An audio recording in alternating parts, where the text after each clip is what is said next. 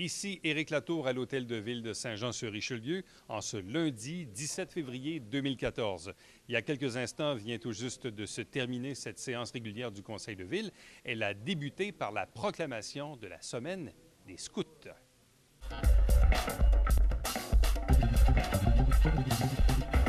Bonsoir, Monsieur le maire et les conseillers. Bonsoir. Je me présente, je suis Alain Provencher, président du 5e groupe Scout Saint-Jean. J'aimerais tout simplement remercier la Ville pour tout l'apport que vous nous donnez avec les locaux dont on peut disposer. Et je dois dire que cette année, on est fiers parce que les caisses du Haut-Richelieu nous ont accordé une subvention pour renouveler notre équipement. La seule question maintenant qui va demeurer, de savoir où on va mettre l'équipement. J'ai eu un appel du service des loisirs aujourd'hui. On me dit qu'en mars, on va nous faire une proposition au niveau de la maison scout. Donc, d'ici là, on s'en reparlera. Pour l'instant, je vais tout simplement laisser la parole aux jeunes pour la proclamation de la semaine scout. Merci.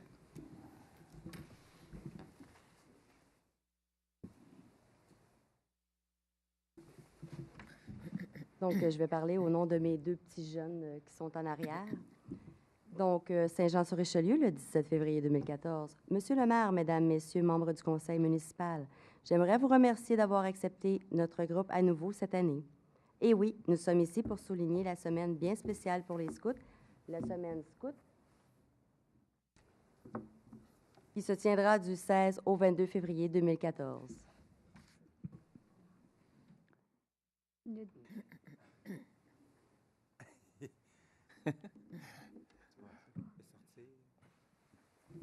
Notre délégation ici présente ne représente pas la totalité de notre groupe. Par contre, elle veut représenter les unités Castor, Louveteau, Éclaireur et Pionnier. Tous ces groupes rassemblent près d'une centaine de jeunes de 7 à 17 ans et d'une cinquantaine de bénévoles. Il faut aussi souligner que ce sont ces bénévoles engagés de cœur qui permettent aux scoutistes de briller aussi fort à Saint-Jean.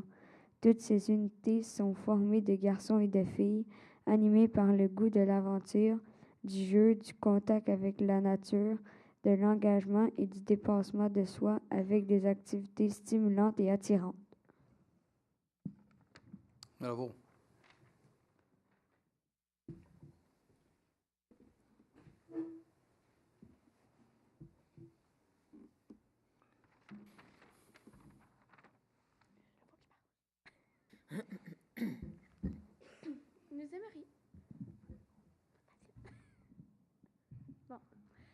Nous aimerions profiter de la nouvelle année 2014 pour faire connaître notre mouvement et le rôle qu'il joue dans la communauté johannaise.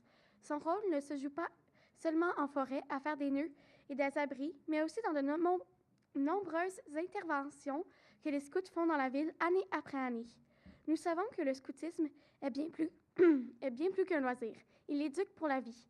Il est un code de conduite.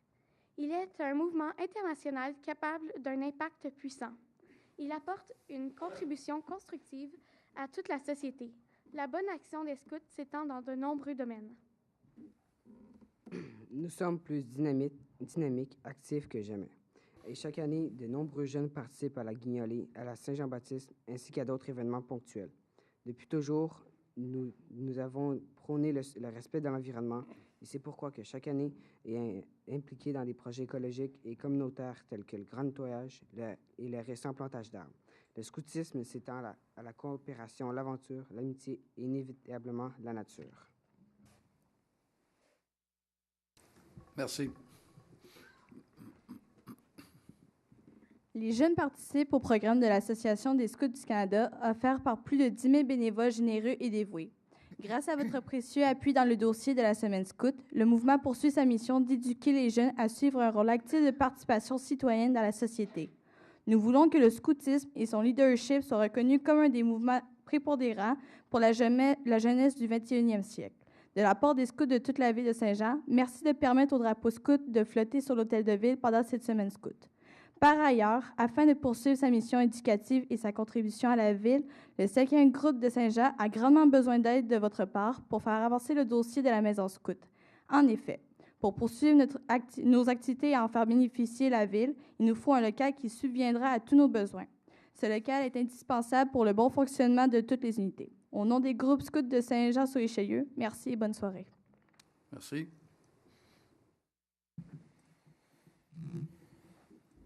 J'inviterai M. le maire à signer la proclamation scout que je vais vous remettre. Et en même temps, nous allons voir nos plus jeunes, les casseurs, qui vont distribuer des souvenirs aux maires et aux conseillers.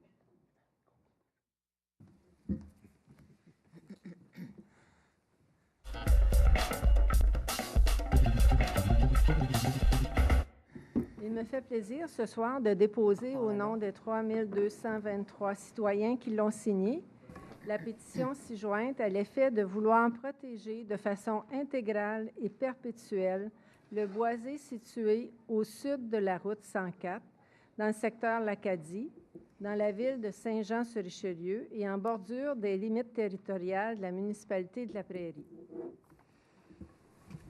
La pétition se lit comme suit. Alors, attendu que dans le protocole de Nagoya, en 2010, les pays s'engagent à protéger 17 % des milieux naturels.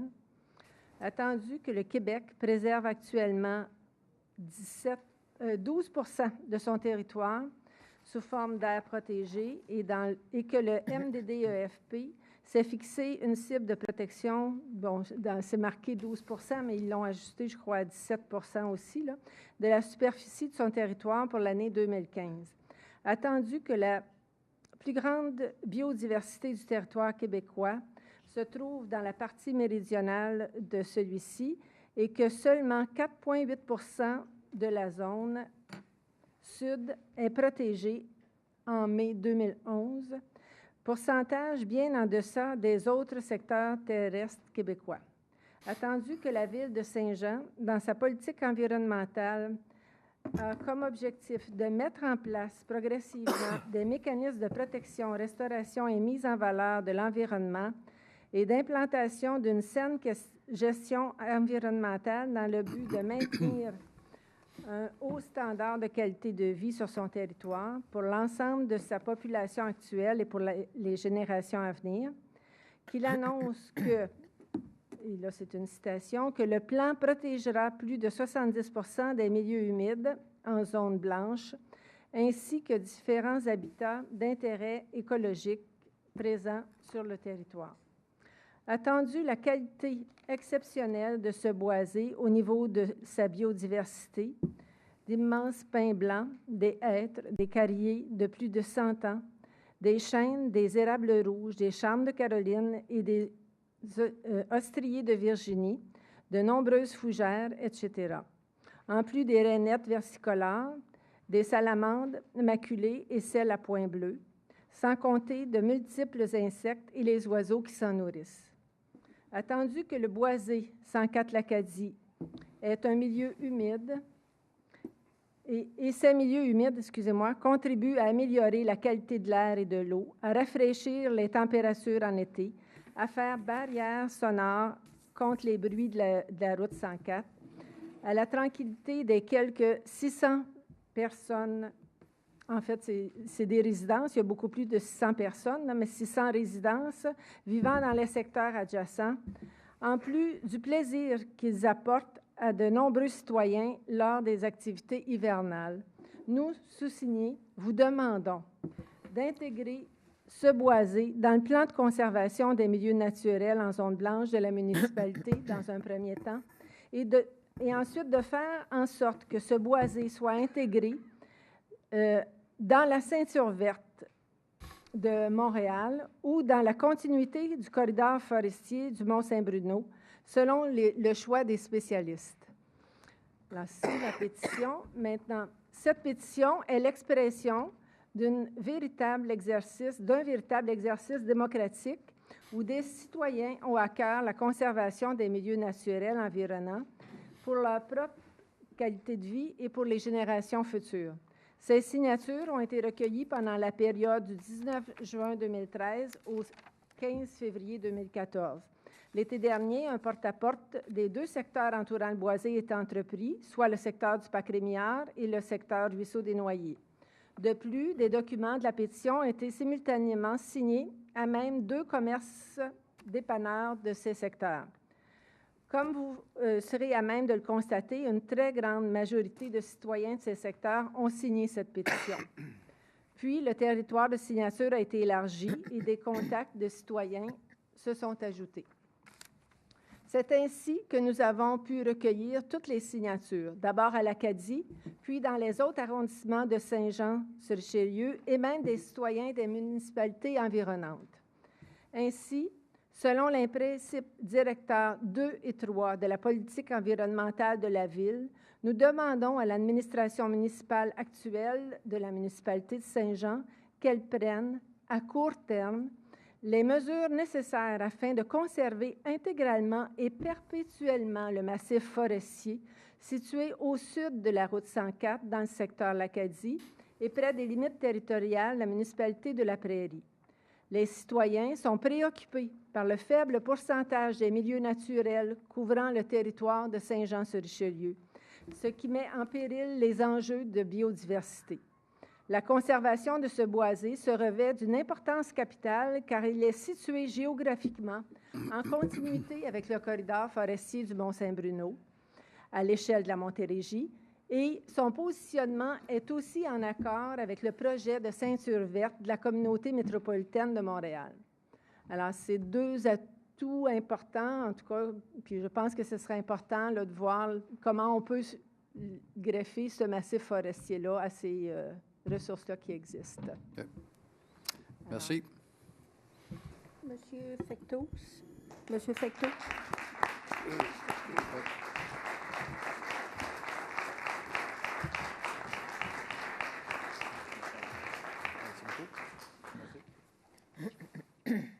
En premier lieu, Madame Terrien, je veux vous remercier pour vous être occupée de faire signer la pétition, ainsi que les gens qui ont travaillé avec vous sur le dossier. Vous avez dit que le dossier avait débuté en juin environ 2013. J'avais commandé à l'automne une étude pour faire la caractérisation du boisé, pour appuyer les arguments que vous avez mentionnés dans la pétition. J'avais demandé, après les élections, que le dossier soit présenté au nouveau conseil, chose qui a été faite. Le nouveau conseil a été mis au courant de tout le plan de conservation et ces 2 boisés-là ont été discutés. Je peux vous dire que personnellement, je suis favorable à protéger, à les placer dans le plan de conservation pour aider au début, avant les élections, on les avait placés dans les boisés d'intérêt pour venir aider avant d'avoir l'étude de caractérisation. Je pense que majoritairement, puis je pense qu'à l'unanimité, le Conseil n'est pas contre le fait de les mettre dans le plan de conservation. Restera à déterminer, comme vous dites, là, pour aller avec le corridor de Montréal, là, la ceinture de Montréal puis le corridor de Saint-Bruno, de quelle façon on peut arriver à faire ça.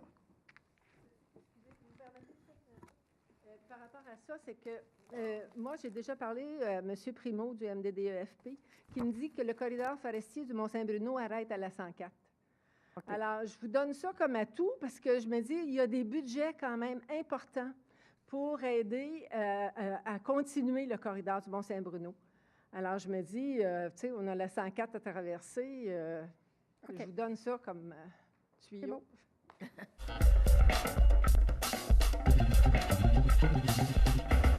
Bonsoir, Monsieur le maire. Bonsoir. Mesdames les conseillères, Messieurs les conseillers, Alain Laplante, 66 rue de Musset à Saint-Jean-sur-Richelieu.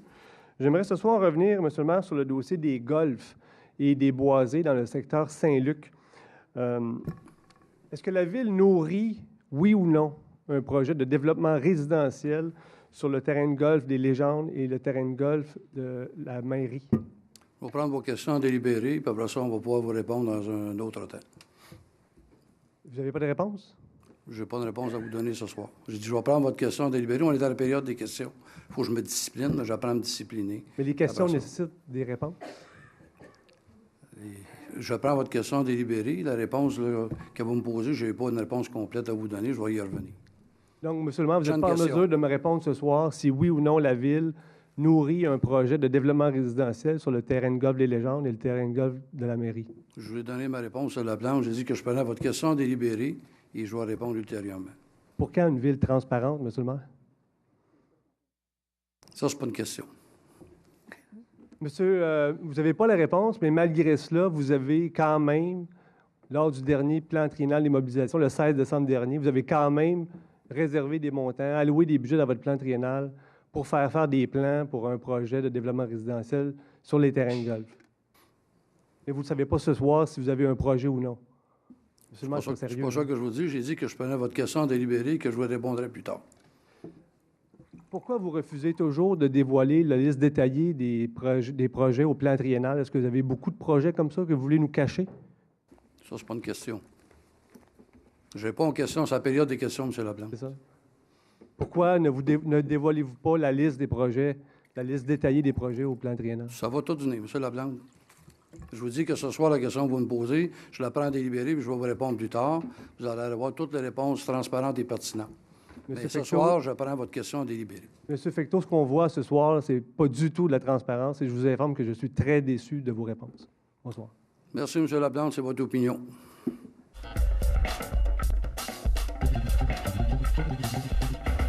Bonsoir, Monsieur le maire, Mesdames les conseillères, Messieurs les conseillers. Christian Boudria, 590 rue Yvon. Premièrement, je voudrais, depuis les dernières élections, simplement vous dire que je regarde ce que vous faites dans les différents médias, soit télé, journaux, etc. Et je voudrais vous remercier. Travailler pour nous. Je pense que vous faites une très, très belle équipe. Même si pendant la campagne électorale, j'étais contre certains d'entre vous. C'est la démocratie. Mais un gros thumbs up, franchement, à tout le monde, là, j'apprécie beaucoup.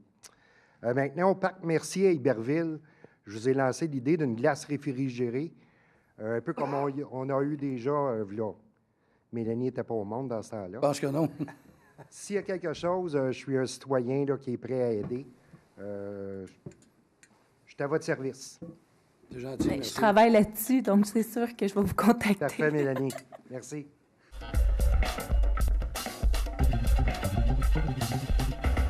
Bonsoir, Monsieur le maire, Mesdames les conseillères, Messieurs les conseillers. Christian Boudria, 590 rue Yvon. Premièrement, je voudrais, depuis les dernières élections, simplement vous dire que je regarde ce que vous faites dans les différents médias, soit télé, journaux, etc. Et je voudrais vous remercier. Travailler pour nous. Je pense que vous faites une très, très belle équipe. Même si pendant la campagne électorale, j'étais contre certains d'entre vous. C'est la démocratie. Mais un gros thumbs up, franchement, à tout le monde, là, j'apprécie beaucoup. Maintenant, au parc Mercier à Iberville, je vous ai lancé l'idée d'une glace réfrigérée, un peu comme on a eu déjà, là. Mélanie n'était pas au monde dans ce temps-là. Je pense que non. S'il y a quelque chose, je suis un citoyen là, qui est prêt à aider. Je suis à votre service. C'est gentil, Ben, merci. je travaille là-dessus, donc c'est sûr que je vais vous contacter. Tout à fait, Mélanie. Merci.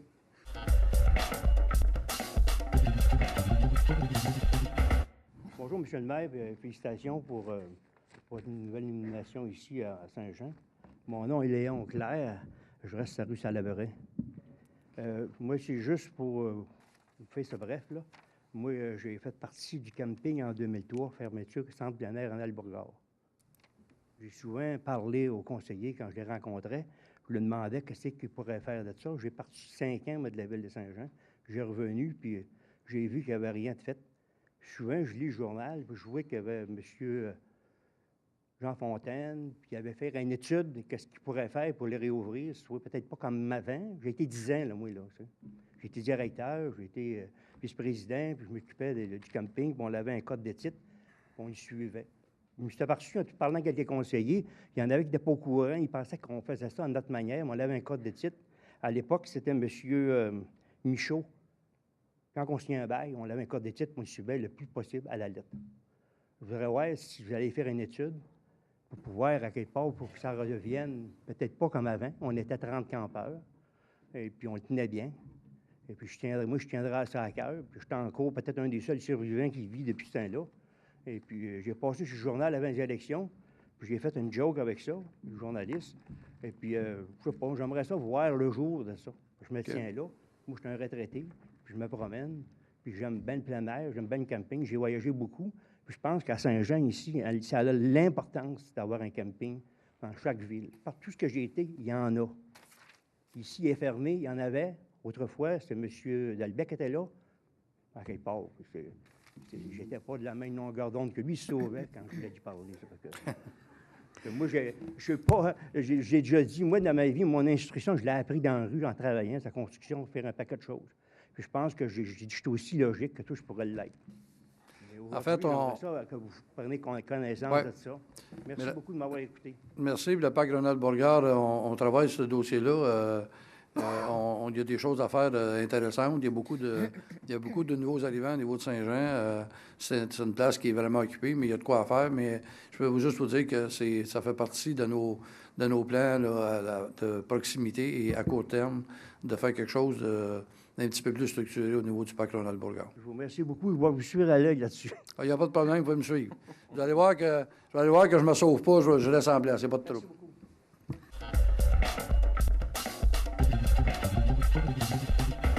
Quelques points ce soir. Premièrement, je veux féliciter les scouts pour le crayon. Je le déclare tout de suite dans mes intérêts pécuniers. S'il a été fait à la main, s'il vaut plus que 50 $. Il est déclaré, c'est fait. J'aimerais parler des infrastructures qui vont être faites sur le boulevard d'Iberville. Tantôt, je disais, il y a des citoyens qui vont être contents. Bien, ceux qui n'avaient pas d'eau, c'est un dossier qui est réglé. Même si au début, on était Thomas quand on a commencé le dossier, c'est un dossier qui est réglé. La majorité, bien, tous les citoyens qui ont retourné la lettre, 100% des citoyens qui ont retourné la lettre, ils étaient en accord pour avoir de l'eau. Si on se souvient de la problématique, c'est un secteur que les gens n'avaient pas d'eau. Même après 2 puis 3 creusages de puits, il n'y avait pas d'eau. Comme M. le maire disait, bien, c'est un fossé qui n'était pas nécessairement propre et non nécessairement buvable parce qu'il n'y avait pas d'infra nécessairement convenable pour tout le secteur. Le plus gros problème, c'était l'eau, puis c'est réglé. Fait que d'ici juillet, 1er juillet, vous devriez pouvoir tourner le robinet et avoir de l'eau d'une couleur potable. C'est quand même beaucoup. Fait que je voudrais féliciter aussi Sébastien qui a un peu aidé ce dossier-là, puis qui vit encore avec l'eau du voisin, mais là, ça va être terminé, ton calvaire, si on peut dire. L'autre petit point que je veux amener rapidement, c'est j'aimerais qu'on garde pour rapidement déposer ou que la Ville fasse des pressions pour fournir l'Internet dans le 4e rang sud. Rendu en 2014, quand tu as l'Internet intermédiaire et tu es prêt de downloader des photos, on a un problème. C'est rendu presque un handicap. On peut dire que l'électricité, l'eau, c'est une nécessité. Ben, en 2014, l'Internet est rendu pratiquement une nécessité. Le problème qu'on a, c'est que les firmes, que Vidéotron ou Bell, ne veulent pas desservir l'Internet avec fil parce qu'il n'y a pas une densité qu'ils disent. Puis ces gens-là, ben, qui travaillent de la maison, c'est pratiquement incapable avec Internet intermédiaire. Fait que pour la prochaine réunion, si on peut regarder pour déposer des pressions face à Vidéotron ou Bell pour qu'on essaie d'avoir l'Internet partout dans la ville. Surtout pour ces gens-là que souvent qui sont les oubliés, si on peut dire, de la ville parce qu'ils sont vraiment pratiquement à Saint-Grégoire, mais qui font partie de la ville de Saint-Jean. Le dernier petit point que je veux parler, c'est concernant, puis je vais être assez soft quand même, c'est le dossier des boues d'épuration. Je pense que ce soir, on vient de terminer, on vient de mettre le couvert sur la marmite. On voit que c'est un dossier qui avait quand même qui a traîné depuis longtemps, puis on voit que les économies sont au rendez-vous. Pour chiffrer un petit peu, la firme Veridis, on se souvient que je m'étais battu pour le système de pointage qui disqualifiait systématiquement plusieurs firmes. Mais ce soir, cette même firme-là vient de nous faire sauver 178 000 sur un contrat de 3 ans. C'est quand même beaucoup. C'est la même firme que, là, plusieurs années, on avait disqualifié, qu'aujourd'hui, on a ouvert sa soumission, puis il nous fait sauver 178 000 C'est un dossier qui est débat. Je n'embarquerai pas dans toutes les fins, dans toute la fin, mais je pense que c'est une belle fin. Les économies sont au rendez-vous. Les économies promises sont au rendez-vous. Puis on le voit, c'est les gens qui, juste en flushant le toilette, ne se rendront pas compte, mais ça va nous coûter moins cher flusher la toilette demain matin. Fait que c'est tout pour ce soir. Fait que je vous laisse là-dessus. Bonne soirée.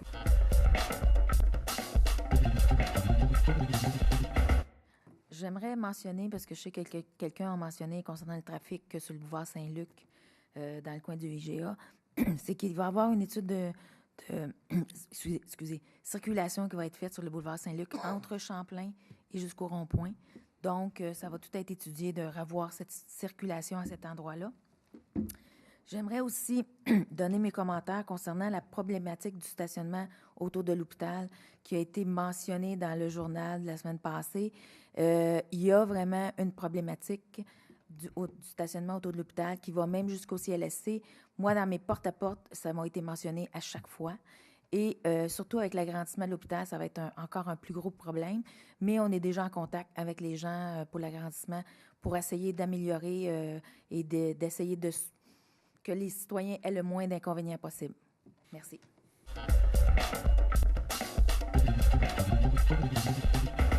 Au sujet de la passerelle au-dessus de l'autoroute 35, dans le prolongement des Colibris, comme on sait, c'est un projet qui est très important, qui est assez dispendieux. Dans nos efforts, dans le but de trouver des nouvelles façons de faire puis d'être imaginatif, j'ai eu une discussion avec notre député provincial, Dave Turcotte, qui m'a laissé entendre qu'il y avait possibilité d'avoir une subvention si on construisait des structures en fait en bois, comme la passerelle est un exemple. J'ai envoyé au directeur général les coordonnées d'un point de contact. Ça vaudrait peut-être la peine qu'on regarde cette possibilité-là. Premièrement, la faisabilité du projet. Puis si oui, effectivement, on a une subvention qui en vaut la peine. Je n'ai pas fait d'analyse au niveau d'esthétique ou de coût comparativement au projet qu'on regarde présentement, mais je pense que ça vaut la peine de jeter un coup d'œil, de voir si c'est dans le domaine du possible.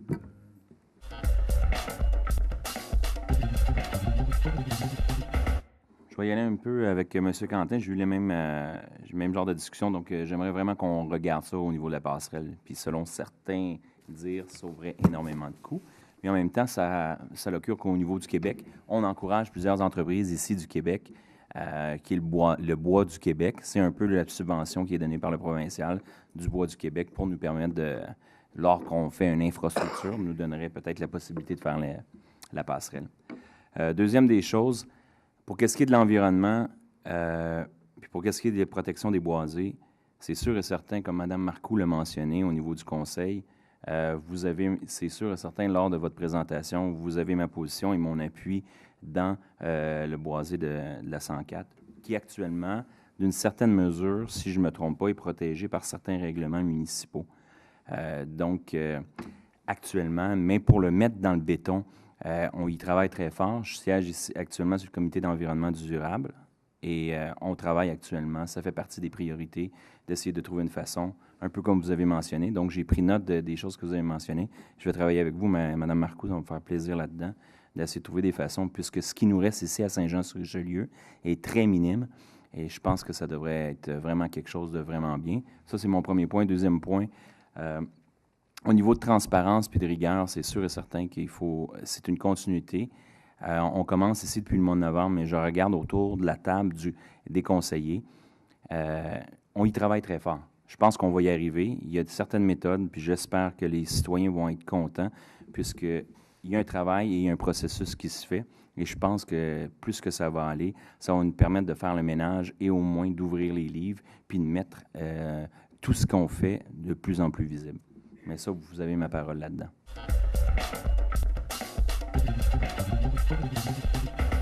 On parle souvent de vitesse dans nos rues, puis faire changer le petit truc de vitesse pour mesurer la vitesse des gens. Moi, j'aimerais vous interpeller la Ville aux stratégies qu'on pourrait adopter aussi pour... puis je sais qu'il y a de la réglementation autour de ça, mais des voitures qui sont remontées, que les mufflers sont remontés, puis ça fait beaucoup de bruit. Il y a plusieurs citoyens, d'ailleurs, qui ont commencé à m'interpeller. La saison estivale s'en vient, puis, ils craignent justement le taux de décibels de ces voitures-là. Ça dérange énormément. Alors, voilà, ça serait le fun de voir quelle stratégie qu'on pourrait prendre pour rendre nos rues plus paisibles.